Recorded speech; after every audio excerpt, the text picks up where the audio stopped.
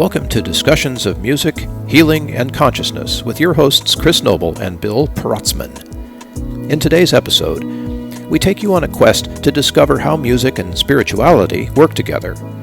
Along with examples of connection, we also explore music and big emotions we don't like, such as rage, fear, and grief. We also continue our new feature, a short guided meditation to close out the episode. Can you find your spiritual connection to music? Let's give it a try. We'll be talking about all that and much, much more, as always, in these open conversations, here on Discussions of Music, Healing, and Consciousness. Okay, so music and spirituality, and this is a weird one because, we've talked about music and spirituality before, and we've tried to define what that means, and nobody really knows what spirituality is anyway, but I was thinking, what if we give examples of how music aligns with or encourages or connects to spirituality, subconsciousness, consciousness, whatever, and just by way of example, sort of illustrate what we mean by music and spirituality. And there's many levels of this, right? Because a single tone could connect you deeply with your subconsciousness, and that could be a spiritual experience, like just one tone or binaural beats. But what about like regular old music? And how does that work, right? And what is the spiritual experience? And it's like there's no way we can sit here and tell everybody's listening what a spiritual experience is going to be. You have to do that for yourself, but we can offer the invitation. Well, why don't we talk about what we think a spiritual experience is, and at least give some examples, and then those of you listening, you can maybe get more of a sense of when we're throwing around these words like consciousness and spirituality. A lot of the time, we're kind of talking about the same thing. And for me, when I think about spirituality, it feels to me like connection to myself, connection to the universe. You could call it the divine, you could call it God, source, where the Big Bang originated from, whatever language you want to use. It's that feeling of feeling connected to everything, and a feeling of feeling connected to yourself, because as above, so below, we are the universe. There's a universe inside of us. It's all the same. And when I hear certain music, I feel that when I have what I would call a spiritual experience listening to that music, that's because I'm feeling an amazingly deep level of connection. And that could come with different emotions, right? Sure, yeah. But the feeling, I would say overall, is a feeling of deep, profound connection. The same connection that I would feel in a deep meditation, a same connection that I would feel maybe in a psychedelic journey ceremony where you're doing plant medicine and connecting that way. So that's where I kind of look at spirituality, but I'm curious to hear kind of what your take on it is, Bill. Yeah, I agree with that, because that feeling of connection, when you said connected, that really resonated for me, because there's a sense of being like within your own container. And then there's that sense of where you can step outside and be the observer of your container. And for me, that's like, it's cool, but it's still sort of psychological. The step beyond that, where it feels like our containers are somehow blended together, is that connection that you were talking about. And it's not like a physical thing. You don't feel that physically. For me anyway, I feel it more as a sense of unity, perhaps. Yeah. And it's really strange because, spiritual teachers have to talk about this stuff using material terms. So there's really no way to make spiritual language anything less than material. It's really bizarre to do that, but we can try. ASMR is probably a good indication. Like when you're feeling that spine tingly stuff, something has moved you at a level that's obviously you feel it physically, but there's something else going on there. Sometimes when I hear music, it just makes me want to weep, and not sadness particularly, but just like it releases emotion. Mm-hmm. And I think that might be a spiritual experience. And I'm saying might because, who am I? I don't know. I'm a musician, right? But there's that level of a profound honesty maybe, or a certainty, where everything just seems right in a moment. And I feel strongly about that kind of connection as being a spiritual one or a subconscious one, or something that's other than, the regular normal stuff. You're just listening, dancing, tapping your foot. Although, you can listen and dance and have a spiritual experience too. And Oh yeah. I The, mean, the big Sufi time. whirling dervishes do all the time. So, this weirdness of sort of dancing around the thing is part of our job here. But let's go with connection for a while, because I think that one's one that uh, is sort of obvious to people. Like if you're in a concert and you sing along, or you're in a group of people sitting around a campfire someplace, you start singing spontaneously or chanting the Om or whatever it is. Um, do you know what the things are that like lead up to that experience? This is really, I'm curious about this. So I don't know, but like just before that happens, do you know what's going on musically that is opening up that You know, opportunity? I can't, I don't know if you could narrow it down because Yeah, I've yeah, had experiences where, I mean, we'll try, of course, for the sake of the episode here, but I really think that you could play the same song in very different settings and they're going to have very different ways that they're received. And one could become a very spiritual experience and the other could be a little bland and kind of just happens and just bounces off people and doesn't really connect, right? So, yeah, yeah, like I think it's less of the, I would argue it's less even of the music because another example we've given in another episode is that famous violinist performing in a subway, and yeah. he charges, it's like $100 a seat to see him play at a or at a concert hall. However, in the subway, everyone's ignoring him. They're on their phones and they're just like not really taking it in. And again, I mean, he's probably playing some stuff that he was playing later that night and selling $100 for a ticket, and people would sit there and weep and Yeah. just be like, "Wow, amazing!" So I think setting and context is almost more important, and the people, whether you're alone or with people and who those people are, I think that plays more of a role than the actual music itself, like the container that Yeah. experience is Yeah. in. A sing along at a campfire has a very spiritual, I mean, first of all, campfire is one of the most primal, um,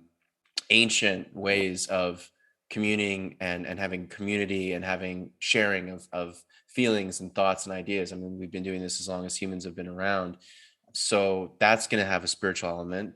You're obviously outside doing that, and so you're in nature, and then you've got your friends most likely that you're with or just people. But there's something about, I mean, I've had many campfire jams and they almost all feel quite spiritual at certain moments, because especially when everyone gets singing, and maybe that's like, maybe you might be playing all night and there's just these moments within that period of time where everyone's together, everyone's in a coherence, connected, singing, jamming, whatever it is. And then those moments when everyone's vibrating and sort of resonating together, that's when I would say I feel those spiritual experiences.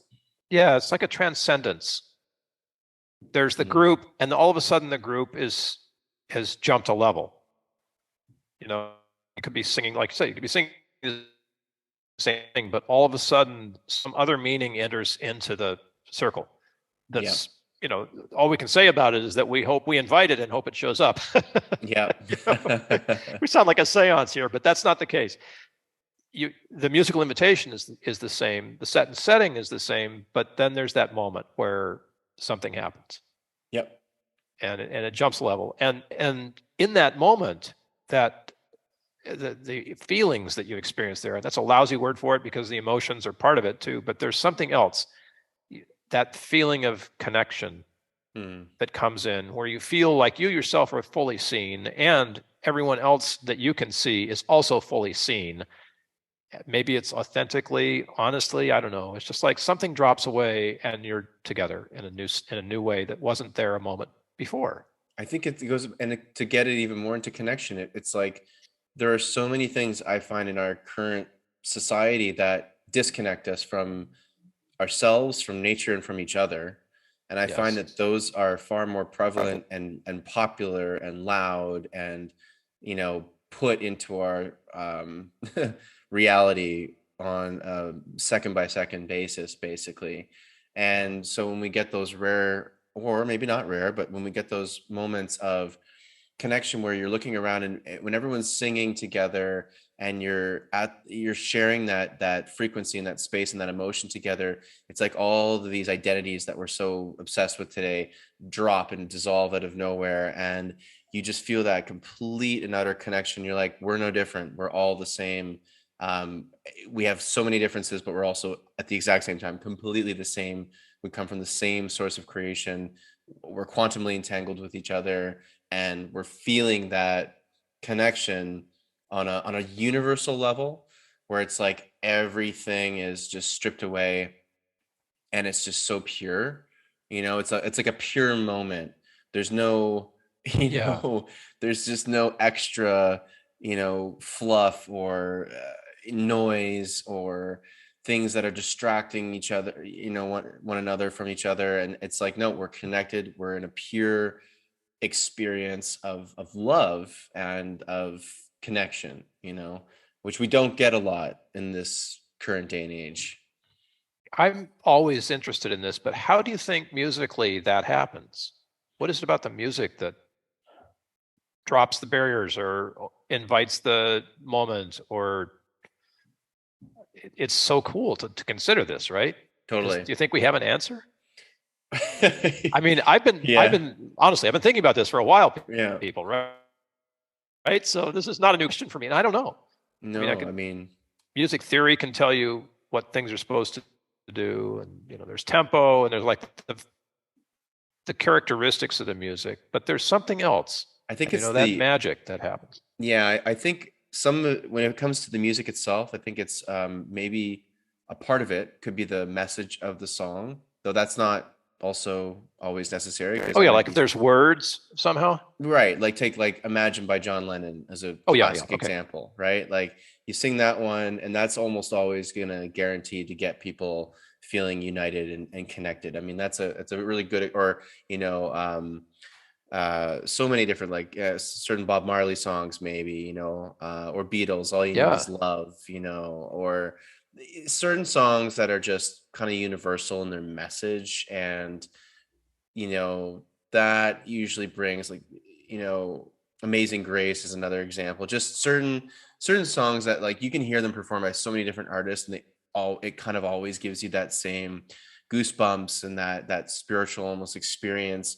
So I would say it could be the song itself and the way it's written, and then you could dissect each of those songs. I don't think there's like chord progressions per se that specifically give you that feeling, because there's a whole variety. I think it's the way it's all put together, and maybe the intention behind the song itself and how it was written. That's probably one part. I'd say the other part is the musician who's performing it, sure. and how they're interpreting it, and how they're bringing it into that group, into that container, into that environment, and how they're displaying it, or communicating that song. Because you can, I mean, as you know, with any great covers, there's many songs have been completely transformed, and they're nothing like the original, and they all of a Yeah. sudden hit in a completely different way. And that's, of course, the brilliance of the musician who's doing that. So I think it's partly, sometimes can be the song itself, partly sometimes it can also be the performer themselves creating that feeling through their own skills and intention as well. If you have the intention to make sure everyone's singing along in the song, then that is going to work. If you're not getting everyone to sing along in a song, yes, you can still make them have like a really beautiful experience. But I would say on a statistical level, Yes. you're going to have a much higher percentage of making people have that spiritual experience if they're also singing with you, because that's where you get that connection and that amazing synergy kind of feeling. Yeah. So I think there's a lot of little things like that you could add in, but there's always that unknown element too, where you're like, all of a sudden it just clicks, and boom, you're in something really magical, and Something's who happened. knows what's going on, you know? My sister sent me a recording of Jacob Collier leading a sing along, and apparently he's done an album of these, like 12 different instances where people sang in the audience. And now it's a thing. So people want to be in the audience just to be able to sing with Jacob Collier, right? But my sister Diane noticed that there's a moment where Jacob Collier notices what's going on in the audience, and it's never the same moment, but he like plugged into a way where he can lead that. Once it starts to happen, he can lead it. And I've been thinking about that with conductors and orchestras. I wonder if a conductor is able to like get the ball rolling, but then senses the moment at which things start to turn transcendental. Yep. and is able to help leverage that moment so that the orchestra finds not just the mechanics of playing, but the spirit of the music and begins to inhabit that spiritual space together in this connected way. I mean, you've played in bands. I've played in bands. That doesn't happen often in bands, people. This is not something that you just don't turn it on and have it go. It's really rare.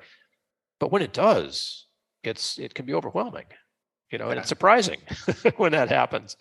And Jacob Collier is a great example. I was literally watching some of his videos today before there you go. Yeah. So we he's talked, on our mind. and I mean, yeah, I mean, any time I watched one where he does the ABBA song "Dancing Queen," and the whole audience is just belting it all out together in beautiful harmony. In harmony. And because he attracts a lot of musicians and very musically inclined people to his shows, so his audience also just happens to be really musical and can really good actually harmonize on the spot and all that great stuff. But he knows that, and I would say for me, like, having run certain music healing concerts, you could say, and I know, Bill, with the sing-alongs that you've been a part of and jams that you've been a part of, I think there's also a big role in doing that, having the Jacob Collier effect, which is that he can really feel. I was going to say listen, but I don't think it's listen. It's something more, feeling the room. It's again that whole reading the room kind of thing, and that's really intuition. That goes.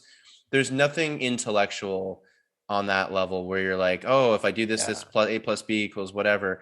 No. This is pure intuition now. We're getting into the territory of absolute having to feel and sense energy and sense where people are at. And I think when you can really tap into that ability, that's when you're like, oh yeah, like let's like I had some sing-along songs where I remember once one of the mantras for one of the sing-along songs is "I'm not giving up on you," and I didn't really think much of it. We started to sing it, and within the first line, or I sung it twice, and I watched one girl in the front row immediately just started to bawl her eyes out. She just started to cry, and I knew immediately, like, that's a physical sign, but I felt that too when she started, and I could just be like, oh yeah, I kind of like quadrupled the length of the song that I normally do, and I realized I'm like, this is a line that people need to hear right now, apparently.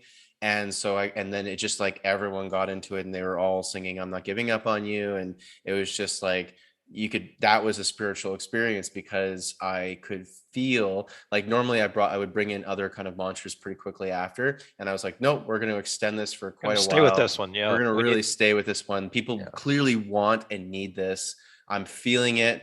And was it the way I had planned on doing it? Not at all. No. And you have to throw that rule book out the window a lot of the times with these kind of things, because you feel it and you're like, oh, okay, didn't think that was going to be that, but now that is, we're going. Let's do it. I'm so with you on this, because that's happened so many times, especially in live performance. One of the reasons I like live performance is because you open yourself up to a potential that's far beyond just reading the book, and it's powerful for those of us on stage. But it's transportive for people who are in the audience experiencing that, especially because there's a connection between the musicians and the audience that wasn't there before. The fourth wall is gone. Yeah. In that moment, it's like, I'm sure that woman experienced you as facilitating that when you continued with the same thought, and kept the mantra instead of moving on, to allow that to be fully present in the room. Which is a question too, because so is empathy a spiritual experience or compassion? Yeah, totally. Because those are sometimes the feelings that are so overwhelming in those moments when you're all together, and it's like, I can even tap into the emotions right now, just thinking back on certain moments when everyone's together singing, and you can feel everyone's empathy and compassion for one another. Just, it's a feeling, like everyone's like, no one's saying it to each other. You're singing different lyrics about something completely different, but you're feeling so connected, and you can just feel everyone, even at these concerts where there's thousands of people, you look around at all these strangers and it's just smiles on everyone's face. And it's it really is a superpower in a lot of ways that I think we sometimes don't give as much credence, perhaps, or as much. I sometimes certainly forget that as musicians, Yeah, you really we get kind of the crap end of the stick a lot of the times in, let's say, the financial side of things, or the traditional workforce side of things, or just the traditional way of going through life. Artists typically get, not the best, not only reputation, but just, what's the kind of societal status, let's put it that way. Yeah, we're not at the top of the caste system. No, no, you say I'm a doctor, everyone's like, oh my God, like you're the top of the top. You're a lawyer. Oh my God, you're whatever. You're a musician. Well, that's nice. I mean, cool that you're a musician, Yeah, but like, what's your real job? yeah, exactly. What's your real job? And that's a whole other podcast. But it's something. It's a nice moment to recognize that power that you can have as a musician to unite people and to bring people together and to have that feeling. I'm like, that's something you can't even put a price on, really. That is a spiritual experience. And man, yeah, it's really cool. Empathy and compassion definitely can be a part of that Definitely spiritual spiritual. experience. Yeah. How about the scary stuff? I'm often, we don't like to be afraid of things. We don't like, you know, stuff that makes us angry so much. But I'm working right now on a lifetime of rage, like unpacking ancestral rage. And the only way that I can describe this process is that it's a spiritual process. And I don't go out and intentionally trigger myself because I've got plenty of triggers already for rage. Thank you very much. But there's very angry music out there. And I've used it in the past to sort of let the feelings flow and go. But what I want to do is I want to like more inhabit them as an observer and unpack them so that they are permanently no longer in my baggage. You know what I mean? Yeah. Instead of just unpacking them and feeling them and then putting them back in, I just want to leave that shit back behind me, right? Yeah.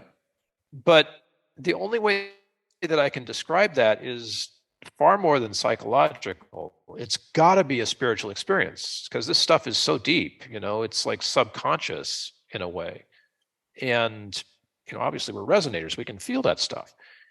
But I'm really curious if the same kind of unity, and this is going to sound weird, but as I work through the rage problem, I find more connection to myself, of course, but also to others in the world who are also closet ragers.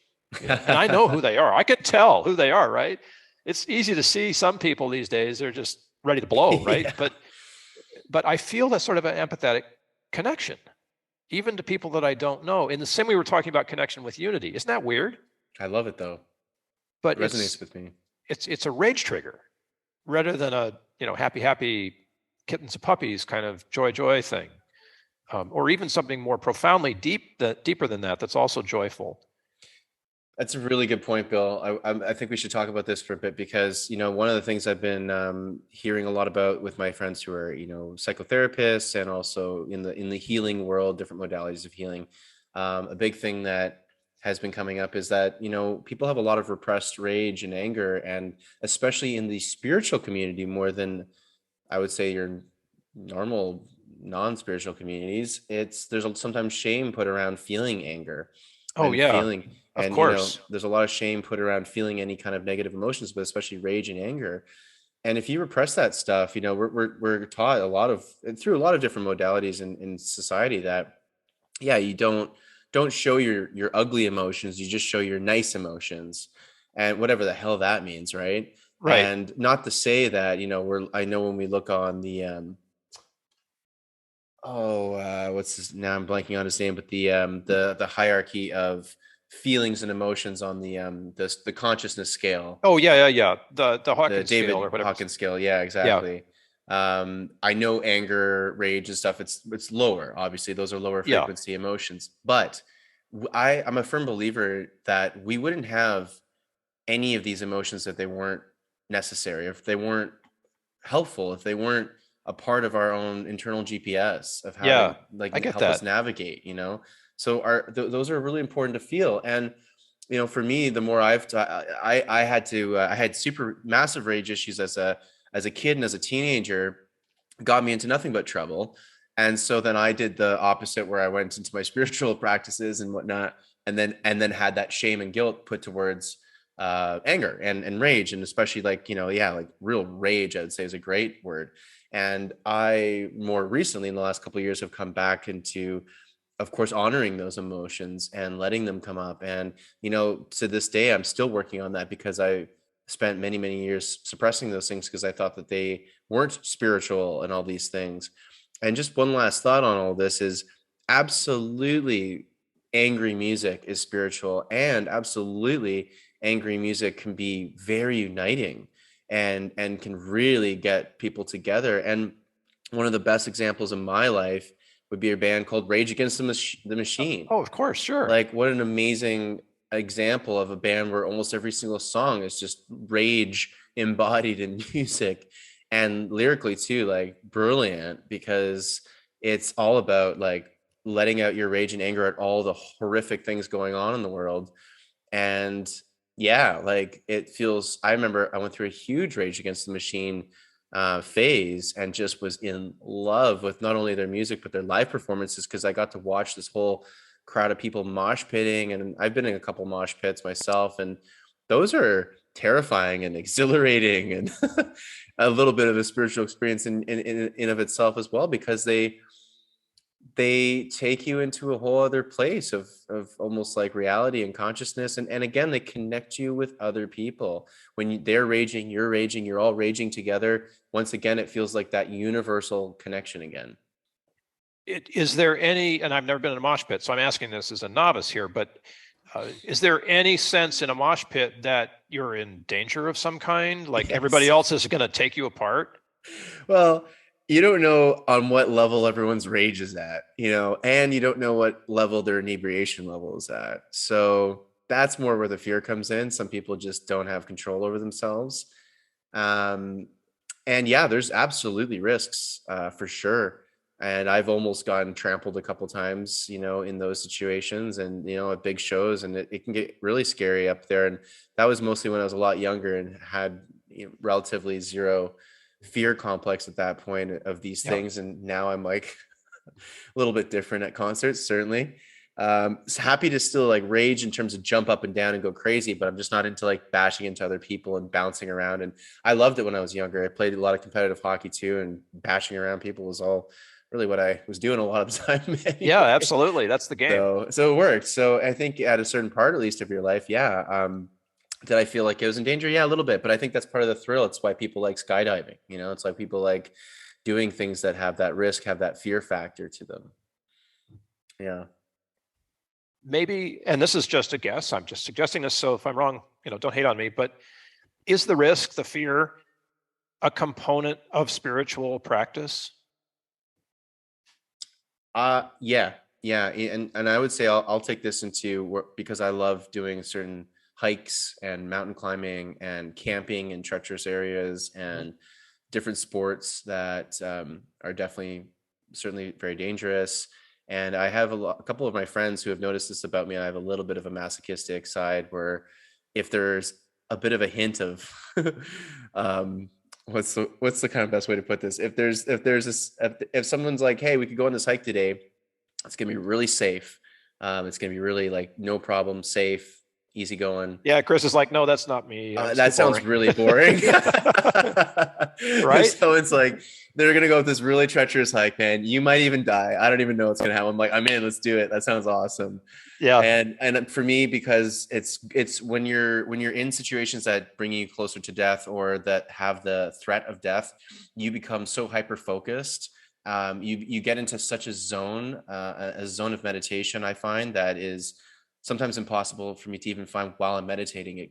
I'm in such a zone of concentration and of like one-mindedness. Yes. That I feel like I'm closer to God and the universe and all these things, because I'm not thinking about anything else. It is the task at hand, and that's it. There's nothing else at all going on.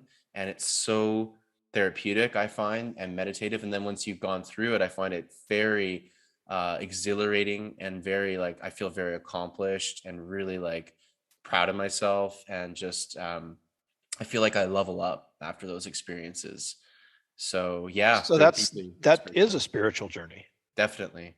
If you're bringing that kind of attention to it to save your own life, you just make sure you're safe. that you navigate the journey. It's Yeah, like shadow work. It's facing the shadow can be as frightening or profound as facing your own death. definitely. Yeah. And music that gets you there has to be spiritual, whatever that music is. If it's Rage Against the Machine or Metallica or whatever, fantastic. If it's Bach, amazing. Whatever Yeah. music that gets you that close, like if it's that big of a risk, right? And I have a hard time imagining what that music could be that would get you there. I've always come to that place without music first, and then used music to sort of lubricate the process. Mm. But I can't think of a single song off the top of my head that is that profoundly terrifying. There's one off. I mean, I just go to film scores because I used to, Oh, sure, yeah, and I still makes am. sense. I'm obsessed with movie scores. Especially as a kid, I was listening to more movie scores than like regular music. And I remember, I don't know if I was in high school or university when this film came out called There Will Be Blood, and it's with Daniel Day-Lewis and I forget the director. Fantastic film, amazing cinematography, great story, great acting, but the music was absolutely mind-blowing and spine-chilling. And it was written by one of my favorite composers, Johnny Greenwood, who's the lead guitarist of Radiohead, and he's done some incredible scores. He's got such a unique way of orchestration and just the sounds he gets out of like cellos and things. Like, you're what, he gets the players to like beat them up and just do weird things to their instruments. Anyway, there's a couple songs off that soundtrack. I actually remember the name of one of them, called Daniel Plainview, and he does this sort of he has these strings playing and they're pitch bending all at different times, so it sounds like almost like a swarm of bees, and it crescendos over the place of like, takes like 2 minutes for it to fully crescendo, and it terrifies me, and I would keep listening to it because it was just so, I was entranced. It scared me to listen to the song. And I obviously had to listen to it with the lights on and things like that, so I wouldn't fully freak myself out. But I kept listening to it because it put me it's like when you watch horror films, it puts Yeah, you, yeah. it's that similar space where you're like, I want this feeling, and it really makes you feel that. It's spine chilling. It's not ever something you'd play. There's a lot of music out there too that's so specific. You're like, I would only really play this in this moment, but that's one of those things. If I want that, then that's a perfect piece to play for me. I'll link these in the show notes because I think it's important for people to hear what it is that you're describing, or the effects of how do I say this? It's important to hear the music that triggered the effects that you had. Absolutely. Right. And that's profound in a way that's equally as profound as the connection we were talking about earlier. Absolutely. What's the spiritual essence of that? Of being that profoundly scared. You know what I mean? Does it just bring you closer to what it means to be alive? Maybe that would be ironic. Like, the spiritual thing is that you feel more material. Maybe though, right? When you're scared for, like, when you're feeling that fear, most of the fear is fearing for your life. Maybe not all of it. Maybe you're fearing for other people too. Like, fear can be multiple things. You're not always just fearing death, but I'd say yeah. A lot of the time, then that might be one of the main things that you're fearing in that moment. But when you're feeling scared, like in a horror film or listening to that music, there's something also thrilling about that level of fear. I guess it's like heightened emotions of any kind can bring you into a spiritual experience, perhaps.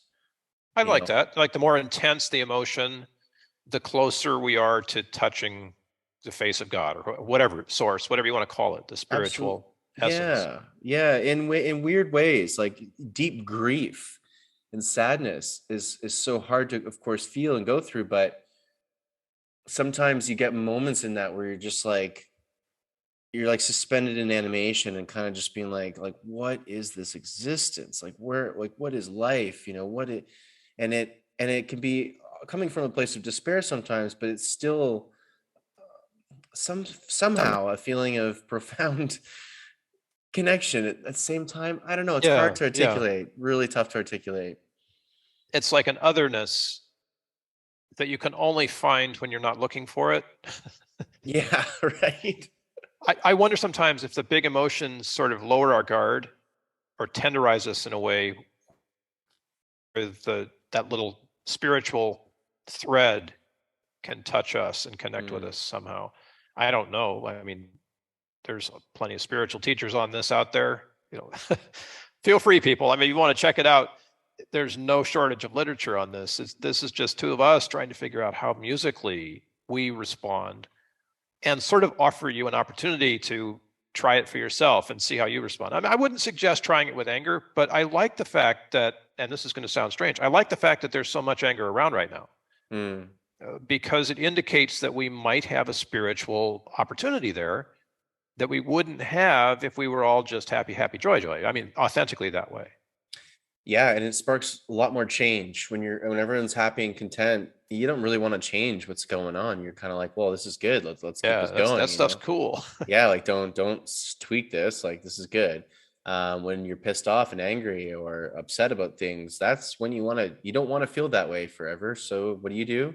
You try to change the situation. So that's definitely a positive when everyone's feeling that. It's like, well, then something's going to change. Something's got to give, and obviously it's in this day and age, that's definitely a positive thing. We don't want to be going backwards, that's for sure. And why not walk it with music? I mean, even if you're on your headphones by yourself, you can take the journey knowing that you're safe. You might be pretty rageful, and I am, right?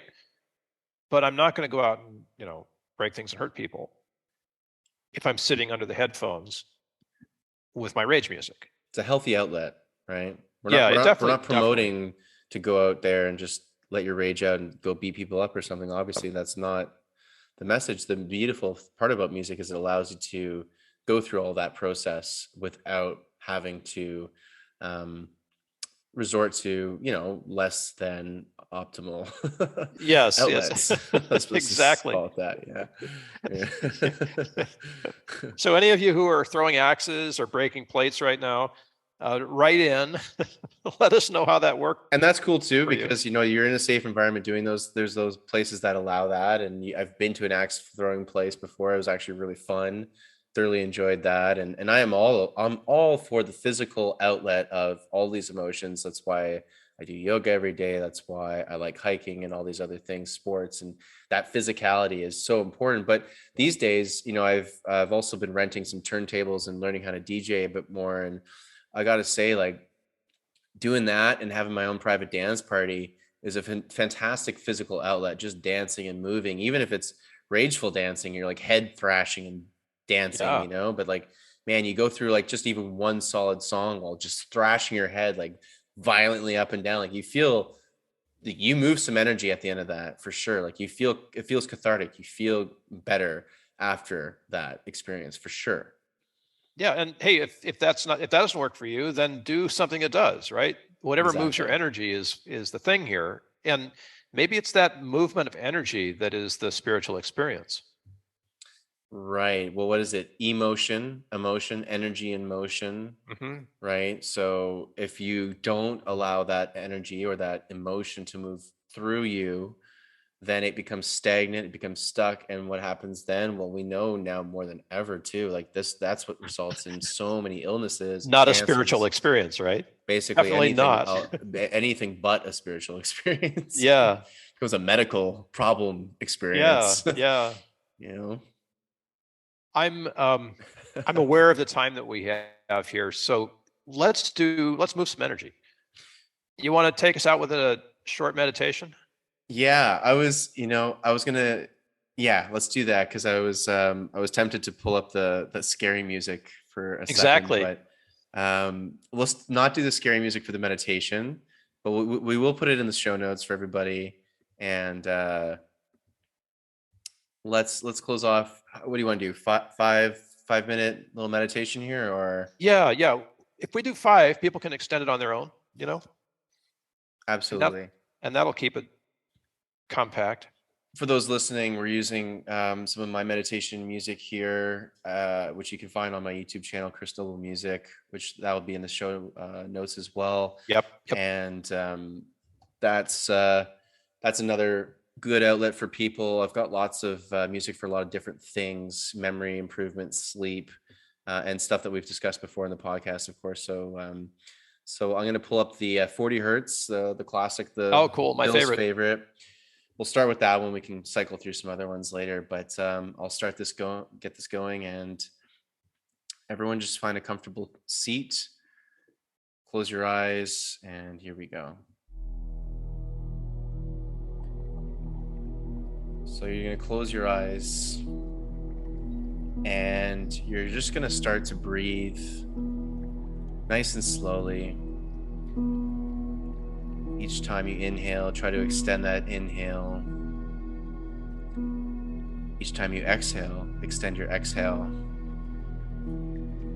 Breathe in and out. In and out. Focusing on your breath and allowing any thoughts that come up to just simply be there. No need to stop thinking them. Become aware of the sounds around you. Become aware of the sounds within you, the music, your breath. And you just want to continue to slow that breath down. Extending your exhales, and eventually find a rhythm where you're not thinking about breathing at all.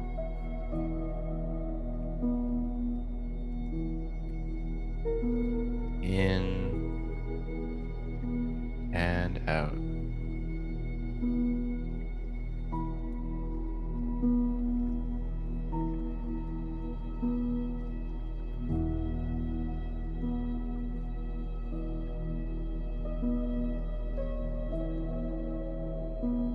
As you become deeper and deeper into this meditation, you can find aspects of yourself to connect to.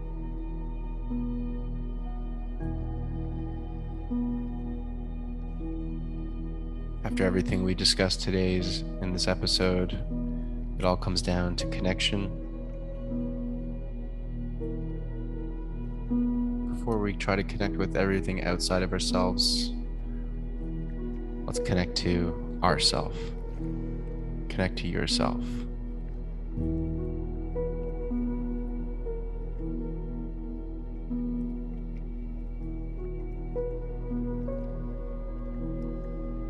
Breathing in and breathing out.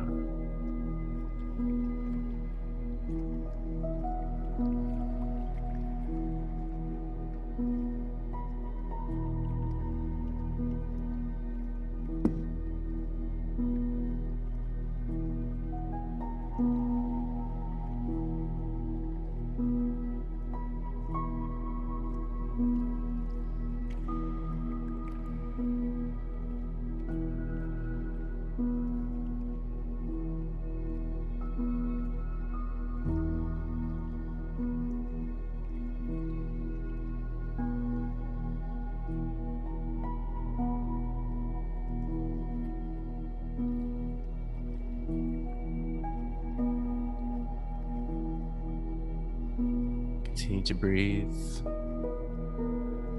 slowly, thoughtfully.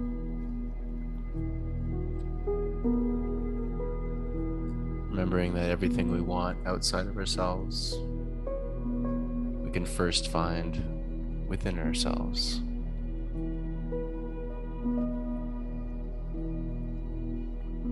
Breathing in and breathing out.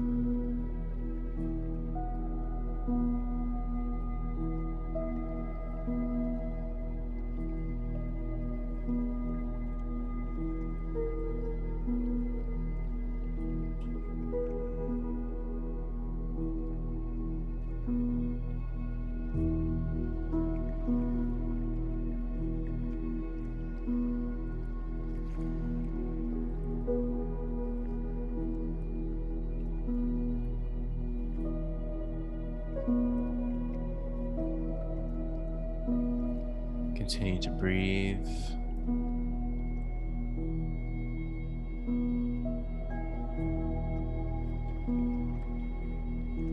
Take a moment to thank yourself for just spending a little time with yourself in silence, in contemplation.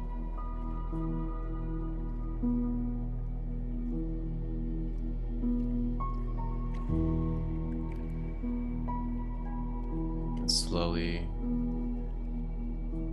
bring some movement back into your body.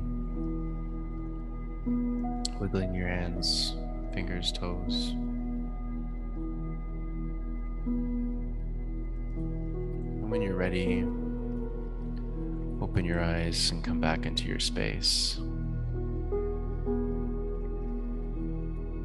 Remember to give yourself lots of love, gratitude for taking the time to listen to this and to go into meditation for just a moment. And thanks for listening to discussions of music, healing, and consciousness.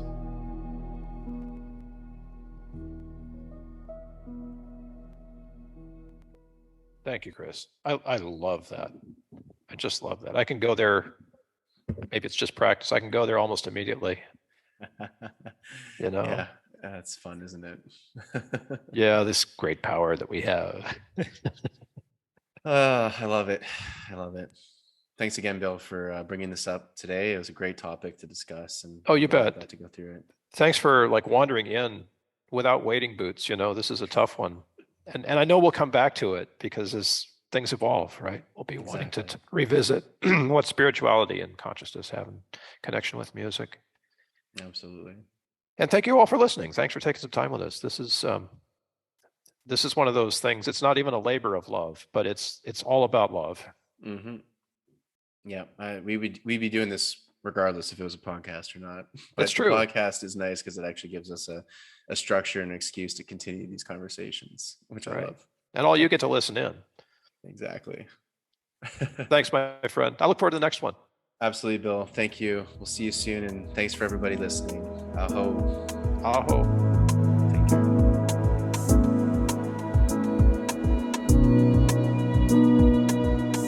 Thank you for listening in on our conversation and for taking time to show your appreciation with a like, share, or subscribe. Discussions of Music, Healing, and Consciousness is a practice of spontaneity, and we welcome your comments, ideas, and questions. There are ways to connect with us in the show notes, so let us hear from you. Until next time, this is Bill Protzman along with Chris Noble wishing you great musical health. Samara Huchaya.